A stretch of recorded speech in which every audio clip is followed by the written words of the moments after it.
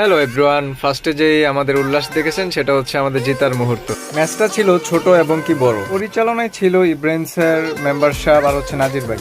আর এটা হচ্ছে যে ছোটদের টিম আর আমাদের, আর এখন দেখবেন আমাদের টিম। এই যে এটা হচ্ছে আমাদের টিম। বন্ধুরা দেখতে থাকুন এবং কি উপভোগ করতে থাকুন আমাদের